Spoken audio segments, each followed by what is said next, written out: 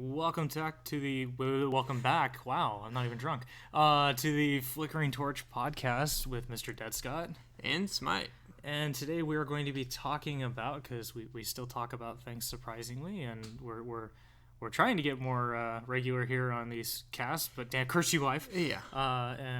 And for those of you still listening, again, I'm slurring my speech already.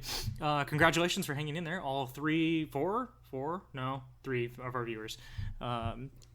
Thanks, Mom. I told you not to throw under the bus, man. Oh, wow. Okay, so today we're going to be doing a very broad talk about old school games. And when I say old school, I mean board games, card games, and dice games. And so what exactly are board games, dice games, and card games? Well, the answer would be analog or physical, actual games you touch, feel, and use social interaction. Weird. I'm confused. Do I need an attorney for this? This seems like a situation where I need an attorney. Not that much touching. oh, no, not that much touching. Okay. Yeah. My bad. Sheesh, I'm so bad at this. Okay, so let's break down each one. So a board game. What is a board game? You have a board or play mat with a rule set, and usually your interaction has to do with moving around the board, either just horizontally from space to space, or some nowadays are actually getting vertical. Well, I guess older ones too, but you see a lot more where your pieces can move vertical. But there's basically a giant piece in the middle of the table, or some mini mats that you play on, but the game's basically oriented with moving. Which is an interesting concept, because like all this in the popped in my head was chutes and ladders. Like, you're moving up and down, but at the same time, there's no actual physical vertical lift in the game. Mm-hmm. It's all perceived in your mind. Yep, 2D. Oh, I just thought of all those little games I played as a kid. Yeah, it's like basically a 2D representation. A video game. In a 3D world. Yeah. Oh my gosh! So the breakdown of card would be... card games. Card games are usually a deck of some sort or a collection of cards that have certain rules, requirements, what have you. I'm just going to throw it out there because it's the easiest one. Uno! Uno is a great card game. Uno hasn't played Uno. If you didn't play Uno, I feel terribly sorry for you. I really do. Why don't you take a Uno momento and go play? Jar! Okay, so Uno, yeah, if you didn't play Uno as a kid, I feel bad for your childhood. I will give you a sympathetic air hug, because, again, need an attorney for that kind of touch. Air pad on the back. Air pad. And so finally, dice games, which I love dice games. I haven't played many, but basically you roll the dice to grant yourself statistics, moves, things like that, but the main mechanics oriented around your dice rolls. I cast Magic Missile. Yeah. Always hits. Always. But, so, like, take Dungeon Roll. You use tokens and stuff a lot, but it's all just rolling dice. It's based on your dice rolls, and you keep the dice, you lose the dice, you spend the dice. Oh yeah, no, dice rolls or dice games I've always enjoyed, because it does kind of throw a little bit of that actual, like, RNG or actual pure fucking luck or unlucky chaos rolls. It truly is some, like, the closest form to randomness that we can actually achieve through a dice, unless they're loaded, and then that's a different story. Yeah. Which I don't know if you could actually do a loaded dice that would be successful in, like, Dungeon Roll or most dice games that I've played. Well, there's so many mechanics. Yeah, I mean, sure, like playing like gambling. Gambling games where dice rolls are set in their rules. Yeah, that could be an advantage, having loaded dice, obviously. Yeah. Then again, in D&D, a loaded 20 would be kind of fun to have, where it always lands on the 20, 18, or 19. Yeah. That would be great. I critical hit again for the 5th time in a row. What a coincidence. But your Dungeon Master would totally punish you. Yeah. Blue fuzzy lightning. A spell of opposite day. You're like, that doesn't even exist. It's like, it does now, kind of thing. Take that. Yeah. So, examples. I guess it would be good to point those out is... So let's go old school examples before we go new age. Yeah. Old school examples of, like, board games would be like... Monopoly, Life... Oh, Monopoly. Do Shoots we want to and talk about ladders. Monopoly? No, that's evil. That ends friendships. It ends relationships. It actually stopped me playing board games because when I was a kid, I didn't know any other besides like the typical Hasbro. You know, I'm like, I don't Shoots and Ladders, Candyland, all those are too easy. Oh, Candyland. I liked Life, but it's like you can only play it so many times with your family. But Monopoly is like, this game drives me nuts. I'm gonna stop playing board games until I was much older, and then I realized others existed, and then I became a fan of board games again. But Monopoly single-handedly ruined board games. And it was amazing too, because like I remember when I was a kid, like in the string of like the late 80s and early 90s, there was this like slew of board games. It was crazy, just tons of them, different types. And like I remember some of the jingles in my head, which I'm not going to sing because I'll shatter. You're not drinking enough. I'll shatter glass, yeah. But you know, I remember all those like ones, like It from the Pit was one. I remember like obviously Life, obviously Monopoly. There was one where like I remember you were on like a volcano island, and every now and then like an eruption would take place and a boulder would come down the pathway, and if you were stuck on the pathway, the boulder would knock you out and you'd have to like start over at a certain point. That sounds fun. It was pretty cool. I remember playing it a couple times. The adventure. Mount Kilimanjaro blew up again. I don't even know if it's active. I'm sorry. We clearly do our research here at the Flickering Torch podcast. Oh, yeah. Research as in, do you remember that? I don't remember that. We're getting off track here. So Mousetrap was one. I remember that. I never, ever remember successfully finishing a game of Mousetrap because it was so confusing.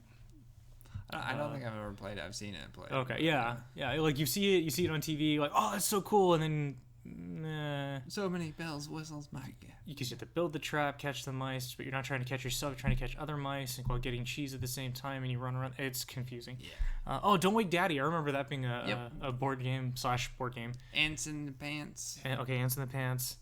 So there's tons of them out there. You know, obviously we encourage you guys in the comment section, all three of you, Mom, who are listening, to give us like your description of a favorite game of whatnot. But let's talk about card games. So examples, I mean, if you're using a standard deck, would be Go Fish, Old Maid, Gin, Rummy, Poker, Cribbage. Cribbage is one of my favorites. Yeah, I remember we played a lot of, what was it? 5-card draw. A lot of blackjack as kids. Played a lot of Rummy as kids. Worst game, 52-card pickup when you're the younger of the group, and they're like, let's play 52-card pickup, and they fling the cards everywhere, and they're like, now you got to pick it up. Like, See, jerks. Like, I always knew what that was because I watched other people do it, but then someone tricked me with a game called Night and Fire. And so every time you see a black card, you say night. Every time you see a red card, you say fire. And so most of the time, what people do is they stack the deck with like 4 or 5 night cards, and then the last one's fire. And so you hold the deck so that when you get to the fire, you actually launch the cards out from just pressure. And so it's like 52-card pickup, but it's a different version. And I remember playing it, and I'm like, God damn it, I got to pick up these fucking cards now. Tons of fun. But yeah, usually War is a great example of a card game too. Yeah. Still play that every now and then, not going to lie. Yeah, rarely. But yeah, I'd say Cribbage has been mine, or Go Fish. Oh yeah, no, those are just classic games you play as kids.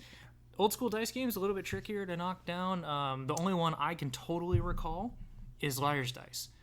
And I absolutely love Liar's Dice. It was popularized a little bit in the Pirates of the Caribbean movies, the second one where they're playing a dice game, bending the number of years of service they had. There's different ways to play Liar's Dice. I learned from my dad, which he used to play in the bar with his buddies. Not me, his buddies. Yeah. And so, you know, we played Liar's Dice as a kid, and it taught you how to bluff pretty well because, you know, like, you want to win. And anytime someone calls you out on your shit, you lose a dice. You know, Dad played it to where if you lost that round, you would spell a word, and it was usually beer, because it made the games quick. And if you spelled beer, you bought the next round. Oh, yeah. That's good. So I've actually never played Liar's Dice. Oh, I absolutely love it. I wish I could get more people to play. Most people don't play with me because I win a lot. Because I had a lot of practice as a kid. Yeah, that too. But, you know, that's not on court record. I don't know many other actually old school dice games. I really can't think of. I'm sure there's some out there. I think like Yahtzee would be considered one. That's true, yeah. Yahtzee. there's a game called Farkle that my cousins play that I made the same face when I heard about it too. You should have seen the look on his face, people. I don't know how to play it. Some sort of point system with dice. It's interesting. And of course, like dominoes. I'm not really sure where dominoes fit into any of those categories. Yeah, you don't really roll, but there are numbering system like dice. I guess it's like dice, but not. And there's so many different variations of how to play dominoes. Dice. Yeah, flattened. One-sided dice. Roll a d1. Yep. A what? And somehow you ended up with 6. I don't get how that works. But, so new style games. Let's see. I guess we'll start with board. I mean, any Fantasy Flight games. There's like Runebound. What is it? There's a lot. Actually. There's tons of new age. I'm trying to think of the ones that aren't Fantasy Flight. You were saying Hive, right? Hive's a wonderful little board game. Hive is it's like a simplified version of chess and a faster version of chess. So you have these insects that are your pieces, and so you have one team and then another team. And what it is you have to. There's no placemat, there's no board, there's no nothing. You can play it anywhere. I have a travel version of it. It's great. So you put down these different insects. So like one insect, like the ant, can move anywhere on the outside of the hive as long as it connects to the outside of the hive and can move freely. The grasshopper can jump all the way across one direction of the hive as long as it jumps at least one and in one direction, because everything's like hexagonal. Yeah. And there's other ones that let you move around, do other things like that. But to get to the kind of main focal point of it, with Hive, like you take turns laying down tiles, but the tiles have to be next to each other at all times. But when you put a new tile into play, it can only be put on your own color. So you can't just jump over the other side and just put down a tile. And then by your fourth turn, if you haven't already, you have to place the queen bee tile. And the purpose is to completely surround her. Yeah. And so she can move one in any direction, so kind of like a king in chess. And so you got to get the 6 tiles around her to block her in, and that's how you win. And so the thing is that the hive can never be broken. So it always has to be connected in one form or another. So if you have a grasshopper that's connecting 3 pieces behind it and you want to jump that grasshopper that direction, it's an illegal move because you can't break the hive. And you can do other things like there's there's a beetle that goes up on top of the hive and can move across and can actually block other pieces from moving in certain ways. Like let's say we're playing and you want to move your ant to block my queen bee, but I move my beetle in place and sit it on top of your ant. Your ant cannot move. Oh, that's cool. Yeah, the beetle's kind of a jerk. I bet I could lift you being an ant. Details. Stop metagame thinking this. Okay. However, like the grasshopper could jump over that beetle, or your beetle could get on top of my beetle. And so you have like a stack of 4 beetles at one point, which I never understand the point of that. A lot of people will take the beetle and put it on top of the queen, so she can't move. And so but it takes a little bit of effort because the beetle can only move 1 space per turn, but it can go on top. So if you get the positioning right and the timing right and someone's not paying attention, boom, done. Yeah.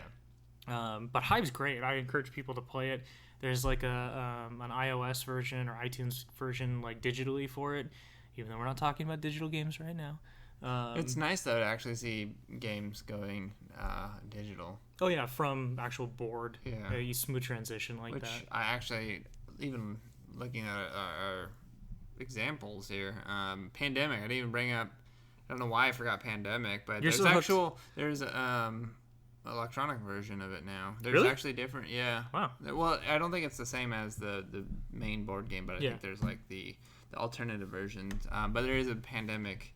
But I also forgot about one of my favorites, which is Castle Panic. That's a cutesy little. I've never played that. Really? Yeah. Oh man, shame on you. I have it too. But that's a great one. Or kind of older, but still great. Settlers of Catan. Yep, Settlers. Played many versions of that, or many different games of that. Let me rephrase that. Yeah, there's a lot of themes actually. Oh yeah. But that's kind of like, and those get into like the cooperative and other style. Because Pandemic, we're playing Pandemic Legacy right now. Yep. Failed horribly on the second attempt. First time we won though, so. Yeah. Gotta give us credit some there. So let's go card game new style. Oh gosh, there's tons. Everybody knows the classic. I'm sure you guys know exactly what we're talking about before we even finish the statement. Which one?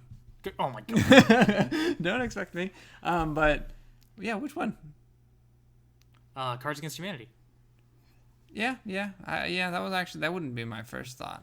Really? Yeah, because I own Pit and Bang and we play those so much. Yeah, Pit's a lot of fun. Bang's a lot of fun. Cards Against Humanity is great, but I find it gets old if you don't have new cards continually. Yeah, cards. I'd argue Cards Against Humanity is like the newbie way to get into card games with groups. And it serves a great purpose. It's a good game. It's tons of fun. But you do need new expansions, which is why they're always putting them out. Yeah. You do need new groups of people to play with. Because you learn some dirty secrets, but at points you're like, yeah, I expected that from you. I mean, it's still fun, but yeah, it definitely needs the constant change. Otherwise, you know what to expect. But yeah, it's a good one. I think it's like a party game. It's a light game, very dirty. Or at least your mind gets dirty really quick. Other ones that are newer is Exploding Kittens. We played that. That was fun. Kittens in a Blender. I've played that before. I like that one. I feel so. Do you like Kittens in a Blender? Yeah. Yeah. I feel bad at the same time, but I love grinding your kittens. So let's talk about that before you guys all hit us with hate mail. Yeah. So Kittens in a Blender is a game where, very simple, it comes in its own little box, and one box is considered the box, which is where your kittens are safe. The other box is a blender, which we all can figure out one and the other here. If you can't, I'm sorry, maybe internet. Yeah, don't internet it. No. Oh yeah, sorry, bad idea. Yeah. So your kittens always start off on what's known as the counter, which is this space in the middle. And so you pick a color, which is your team of kittens, and you have different things. So you can do kittens on the move, and so you can move 3 kittens one space. So if you have kittens that end up in the blender somehow, one form or another, either like your kittens because your opponent put them in, or just kittens that were there, you can move your kittens out of the blender to the counter or to the box. And obviously if I'm blue team and you're red team, because let's just go with the classic colors here. And I got my blue kittens, I got 2 of them, I'm going to put them in the box. However, you could be like, sorry, man, kittens on the move, and put 2 of my kittens on the counter, or move 1 of my kittens into the blender. Yep. Now, mind you, once they're in the blender, the blend doesn't happen right away. There's actually a blend card. And after all the blend cards are played, the game's over. So you want to get your kittens out as quickly as you can. You want to get them in the box. However, you need to blend because it's the only way to make them safe when they're in the box. So you sacrifice some of your own kittens to blend others. Or completely screw over somebody hardcore for it. Yeah. And then there's moves like Dogs in the Kitchen where you have to trade cards with the person next to you. Yeah. There's moves where Kittens in the Blender. So all the kittens just go straight to the blender. Yep. And I've seen people do that and then immediately blend right after. That game is Just, satisfying. oh my god! It reminds me of Pokemon Go, because what do you do with all the Pokemon when you send them to Professor Sycamore or whatever? But he makes like Pokemon milkshakes, protein shakes, things like that. Right. I think he's got a burger joint going. But yeah, that's a good point, burger joint. Yeah. But Kittens in a Blender. You need milkshakes with burgers. Oh my gosh! Can't win. Kittens in a Blender, fun game. A little disturbing. The cats they use on the pictures are absolutely adorable and cute. So you feel bad. So you do definitely feel bad. Yeah. That's why I love it though, because it's it's like it tears at you, but it's so awesome at the same time. I guess it does tickle that little dark side sometimes. Yeah. Then I actually have my own. I actually made Blamestorming. Yes, I put that in the script to make sure he gets a little credit for this. Yeah. So you're going to describe Blamestorming. So you're in an office space and you're trying to earn a promotion, but so is everyone else in your department. Jerks. So you get a hand of cards and you basically try to complete projects to make yourself look good in front of the boss, but also screw your other opponent's projects. It's kind of like if you take The Office and made it into a card game, but even more silly and more, diabolical at times. But strictly cards, you get like 5 cards, you get projects. You play coffee, people, or energy to complete projects. Typical life investments is coffee. Throw what about the almighty dollar? Yeah. Not energy dollars, but money. Okay. Yeah. That's what I say. Money is energy. Details. Yeah, details. But So you throw that and you complete projects, but then you got the trusty IT guy can bail you out of situations. Being That software card is and broken, my friend. yeah, It's beautiful. Food guy is broken Yeah, food because guy's broken. he instantly completes projects. Because who doesn't want to help when they get free food? My work does it all the time, and I have great efficiency. But yeah, that's my game. I actually published that, so pick it up at the Game Crafter. Yeah, there you go. That place for. It's like $20. There you go, something out. I made it cheap. It's actually a lot of fun. I did beta test it a couple times with some friends, and we had a lot of fun. The rules are much more clarified now. Just saying. Yeah. A little confusing in the beginning, but good. Fun game. It's a little bit hard on your first go if you're all new. Oh, you yeah. have someone else, but it's actually pretty easy to pick up during play. And then it gets really fast and then a lot of griefing, but it's all fun. I actually had the entire college playing it. Oh, wow. That's awesome. Like the big computer science. They know where we are now. Yeah. Oh, God. Yeah. So I guess that leads to today's dice games. Yeah, dice games. There's tons of dice games now. Dungeon Roll. We'll get to that. Let's talk about the most well-known and popular dice game, at least to my knowledge. At least every convention I've gone to, I've seen someone play it. Zombie Dice. Oh, yeah. I see it everywhere. I've never played it, actually. What? Yeah. Folks, I don't know if I can be friends with him anymore. I'm looking for a replacement co-host. I'm a big card gamer. I don't do dice until I force it. Yeah. Okay. But I like dice games. I don't buy them. So dice games is very Zombie Dice is very familiar in any of its offshoots to kind of I don't know if anyone ever played Pass the Pig. And you had these two little pigs, and depending on how you rolled them, depending on how they landed, was a point system. But if they both rolled on their backs, your round was over and you lost all your points unless you banked your points. So Zombie Dice is pretty much the same thing. You take 3 dice, they're multicolored, and when you roll them, you either have, in the simple version, you have a shotgun, which is bad, very bad, a brain, yay, brains, or feet. And so the way it works is you want brains. Brains are good. You're a zombie. Brains. So you want as many brains as you can get. And I've had epic rolls of 11 brains, which is insane because there's only 13 dice. I swear I didn't melt the dice to make it work. And then there are feet. And so feet means you have to take those dice and re-roll them again. And then there's shotguns. And if you get hit 3 times with a shotgun, you lose your round. So you'll lose all the brains you bank up. So it's kind of a risk-reward system. You can roll the dice, and you're like, oh, sweet, I'm up to 5 brains, but I got 2 shotties. Do I want to go for broke here? Risk-reward, yeah. And so most people will bank out with 2 brains, 3 brains, and slowly build up. So the purpose is to get the first person to 13 brains. Then everybody gets one more crack at it, and if you tie, you keep going until you break the tie. In the other versions, they have you introduce the cheerleader, or she's called the hottie, the jock, and Santa Claus. Santa Claus is awesome. Santa Claus can be a dick, but Santa Claus he can give you 2 brains. He can give you a football helmet, which lets you get hit 4 times. He can give you a zombie energy bar, which any feet automatically become brains. Oh, nice. And so with the colored dice, the green ones have a higher chance of a brain. The yellow dice have a higher chance of feet, and the red dice have a higher chance of a shotgun. And so obviously you want the green and the yellow. Yeah. It sucks when you pull at random because you can't see what dice you're pulling, and you have 2 reds and a yellow, because then probably going to get what we call a Hydra, which is just 3 shotguns right away, and your turn's over. Yeah. Or you'll get lucky and get 3 brains, which we call an Einstein. Those are little in-house games. Yeah, I've yet to play. I've played similar games to that, but I've yet to play Zombie Dice. I see it everywhere, and I'm like, I should. We're fixing that. Yeah. After I get a new co-host. Ouch. I'll get shotguns of my own over here. Traitor. Love you too, buddy. Yeah. Okay, so let's talk about Dungeon Roll. I'm going to leave that to you because that's our favorite game at this point in time. Yeah, you brought it up to me. It's when I actually started liking a lot more dice games.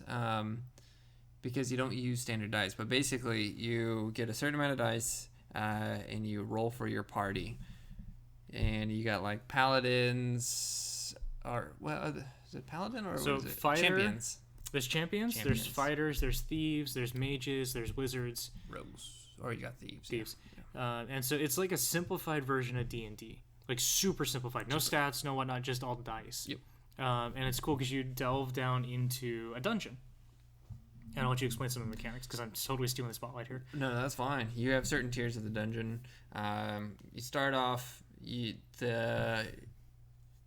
basically the other person that you're playing with rolls the enemy dice. Yep. And then you use your companions or your group to counter those dice, whether it be like a chest or if you spot a dragon. You gotta get 3 dragons and you actually Fight the dragon.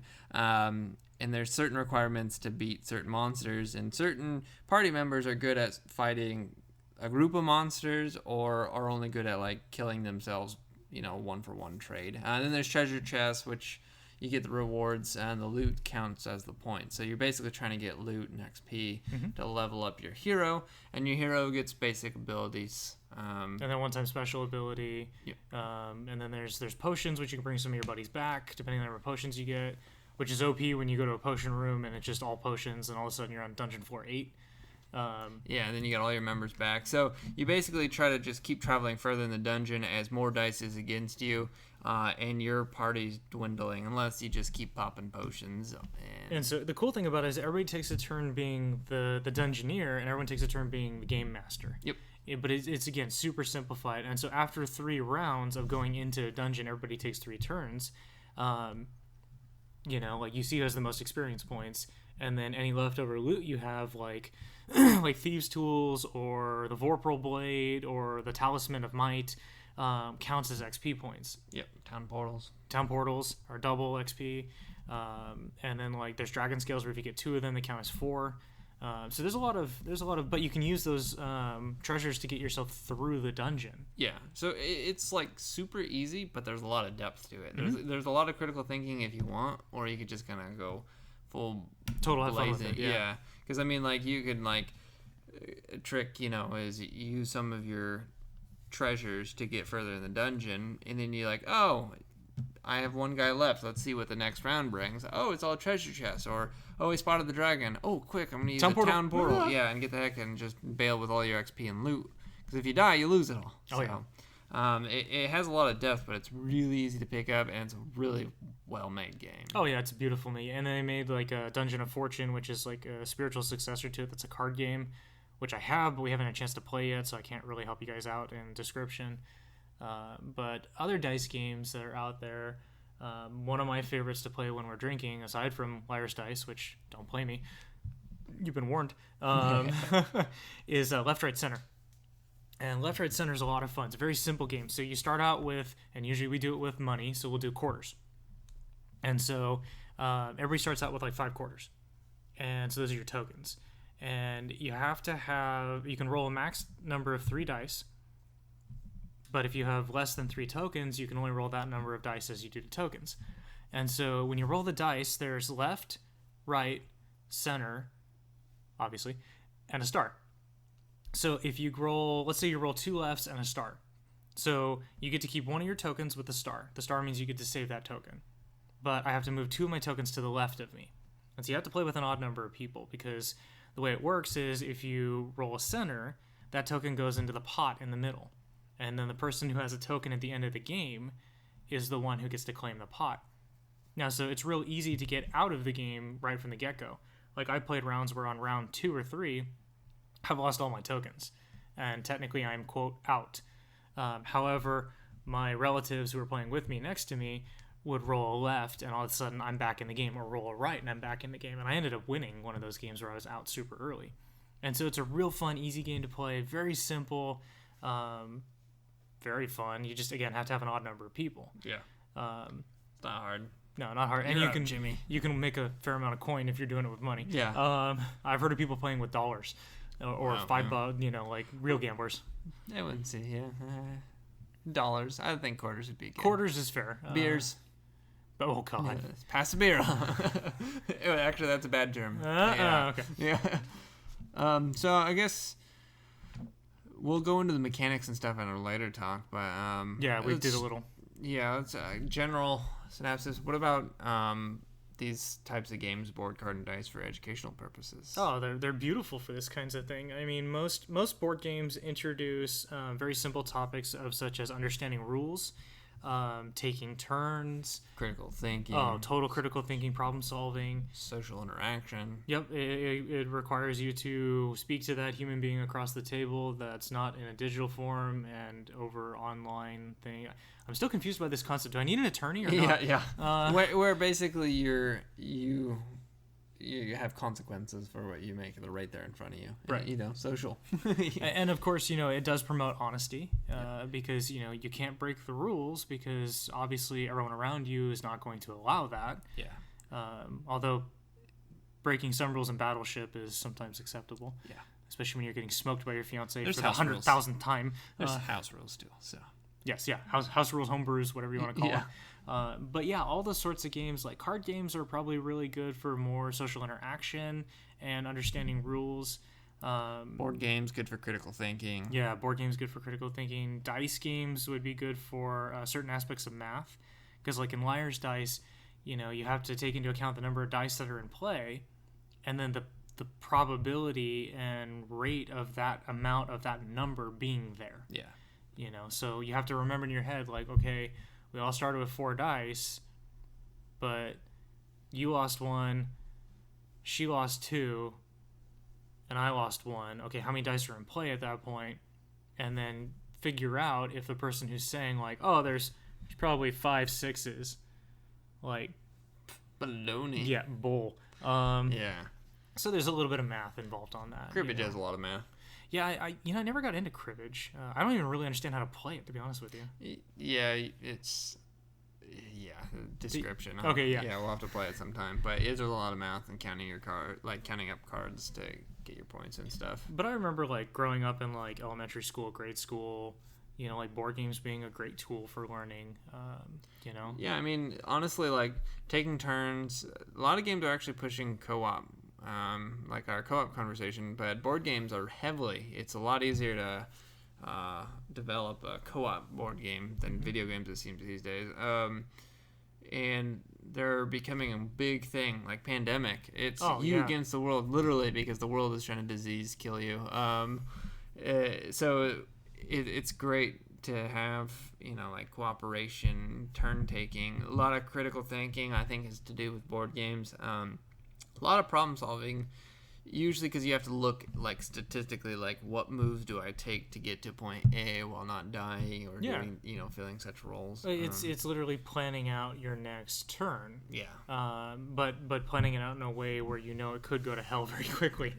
I just love the depth it gives you. Like you don't realize it, but someone could be like totally shy or not really into it, but once they start getting the habit, just like how much they shine in the critical thinking. Once they kind of get like, oh wow, I actually enjoy this. It's like a new side of someone. It's insane how much. Oh, and Pandemic is like a perfect example of that. And I know we're talking about that a lot, but it is a beautiful example of. Because I've played for games of Pandemic where we had one person where we tried to take over their turn because they kind of weren't into it, but they actually had the right idea. And we lost because of it. Yeah. Like, totally botched it. Yeah. Like, and it's like, crap. Yeah, I mean, it's a good example because even if someone's not in it, they could still be beneficial, but still be part of it. It's not so much Pandemic. Yeah. It's a group effort, so that person that's kind of faded out doesn't have to be so interaction until they get comfortable. But he was also dingus at the same time. So. We're not going to name names. Yeah. So good learning games. Oh gosh, good games for like kids to play that are like would be really helpful for learning. Like my fiance plays this one in like her therapy sessions is headbands, and I guess what it is like you wear this like headband on your head, and there's a card that says what you are. Obviously you can't see it. Yeah. And so the person across the table or your partner is trying to explain what it is without saying the word. And so it promotes that kind of social interaction. But it's a fun way to do it. So if you have like a kid that's maybe a little bit shy, like they're playing a game, they don't realize that they're talking. They don't realize they're having a conversation. They don't realize, and it causes them to think as well. Like, how do I explain what a balloon is without saying balloon? Yeah. It's like charades. It floats. It floats in the air. Like. It's made of a stretchy material, fill it with helium. Yeah. Yeah, you fill it with gas. Like that's a good one. Most matching games are probably really good. I remember growing up as a kid and we played matching card games all the time where you'd lay the cards face down and you got a turn and you'd flip it over 2 cards. And if it matched, you got to keep them. If not, you had to put it back, but you had to remember. Yeah. You had to remember where they were. So then when your next turn came up, you flipped them back over, but then the other person could remember too where they were. Yeah. And flip over and get those cards if they knew where they were. So, like that's a little bit more focus, paying attention, memory, building, things like that. I think, it's hard to think of a game that's not really good learning. I mean, some games are really just all about grief, but it's like all of them you get something out of it, whether it's critical thinking, there's always some social, great benefit. Yeah. Guess Who's a good example. Uno is a great example for cards, or for colors and numbers. Yeah. Because I remember when we played that all the time, like, or newbie players to Uno, it's kind of fun to watch. Like, my future mother-in-law, when she sees a 2 go down, sometimes she thinks she can put the draw 2 card there because the numbers match. Yeah. But she never grew up playing Uno, which that's not her fault. So it's like, no, you can't do that.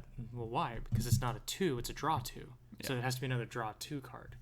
And then colors as well for kids. It's okay. What color is this card? Oh, that's yellow. Oh, that's blue. That's green. That's red. My toddler would love that. Yeah, your toddler would love it. What color is this? Lolo. Once he got the concept of how to play the game, like you just take the cards and run. Yeah. and your kid's gonna be so spoiled with us, like because once he gets old enough to play some of those really fun games. I wish I had it as a kid. Like I said, I was stuck with like Monopoly and the general like Hasbro, board games and card games exist outside of that generic Walmart store. Well, actually, you start seeing them in. You start seeing like Pandemic and Castle Panic and things like that. Catan in like normal. I see them in Barnes and Noble, dude. Yeah. Well, Barnes and Noble, I think, has been a hub for that kind of stuff for a while. Yeah, but like even Walmart though, or Kmart. Is Kmart still around even? Yeah, Kmart still exists. You find actual board games like Catan and stuff like that. Ticket to Ride. Oh yeah. I remember finding a dice game in Kohl's of all places. Oh really? Yeah, it was kind of cool. That's cool. Yeah. It was a little indie game, Target surprisingly gets them, but they go on clearance a lot. I don't think they're bought. Then people are like, "Oh, it's on clearance. I'm gonna buy it." Like the Star Wars X-wing miniature game. Well, that's the funny thing too. Is like you'll go to Target and in the kids section you'll see actually very adult style games, like Betrayal on House on the Hill. Like I found in Target. That's not a good one, right? But odd. Yeah. See, kind of strange, Okay, so let's see. We're basically, like you said, kind of any game can be used as a learning tool, learning device. Any physical game itself can be helpful, and there's actually a lot of studies that kind of show how helpful playing games is, how important playing games is, not only to the learning aspect but to our own mental health. Yeah. It's very relaxing, although you're using your brain a lot. And it can be stressful, but it's fun. Like, we bombed at that second round of Pandemic, but we had a blast doing it. Yeah, I didn't feel stressed. I mean, I was like, oh crap, but I'm like, this is cool. If I'm going down, you suckers are going down with me, kind of thing. So it's like, I don't feel bad. Especially when I'm grinding your kittens or something like that. That brings me joy. You jerk. And when you grind my kittens, I don't feel that bad. Yeah. But they're so cute at the same time. Those eyes. Again, folks, need a new co-host. Yeah. Maybe both of us do. Not sure. It's like Spy versus Spy. Oh, gosh. Yes. So, so questions. Tell us your favorite board game. Tell us your favorite card game. Tell us your favorite new age indie developed game. There's a lot. There's a lot. If you develop one, great. But Board Game Geek is a good. Cannot stand the user interface of their site, but it's a good wiki for board games and ratings. It really is. I don't know of a place where board games are sold or done at a con, and the Board Game Geek guys aren't there. Yeah, they're everywhere. They're like and don't be afraid to hit up your local bookstore, your comic book store. Comic book shops have gotten more board games. More than just your standard D&D tabletop kind of stuff. I can't believe we didn't mention D&D actually. Well, it doesn't really fit in the if it takes everything. It takes dice. It's a whole different creature, which we'll probably talk about in another subject. And of course, I still plan to record my D&D session when we get our schedules down. Yeah. So that's gonna be a long cast, so be prepared. Possibly a 3 or 4 hour listen. We'll try to trim the fat on that one as best we can. Yeah. And we got to get everybody to agree to be recorded because some people have a problem with that. Looking at you. Me, I'm being recorded now. But so we'll also go into a second conversation about mechanics because I like board gaming designs. I have probably 5 that aren't published, but I have completed or near completion. And so I love mechanics of board games. To me, it's a lot easier to design, and it's like a rewarding thing when you design a game and it's there, physical, instead of like a video game where it takes years to create something and it's not there. And sometimes the concept playable. doesn't get perceived well in that world. Where same thing with board games, but there's a little bit more room for error, a little bit more room for tweaking. I would argue. And you can be handed index cards and make a game. You could be handed dice and make a game. You could be handed both and make an amazing game. Oh yeah, I've done it. There's a lot of practices. A lot of developers and video games use that to help their mind or start their day or get new concepts down. So we'll tie that in as well with the mechanics about the relation between video games and physical games, because there's huge. You learn in video games just as much as you learn in board games. But so we will wrap this up now and talk about that stuff another future. time. Yes, yeah, definitely. So that is it, guys. Thank you for joining us, and hopefully you join us in the future. This is Smite and Mr. Dead Scott, and we'll see you on the next one.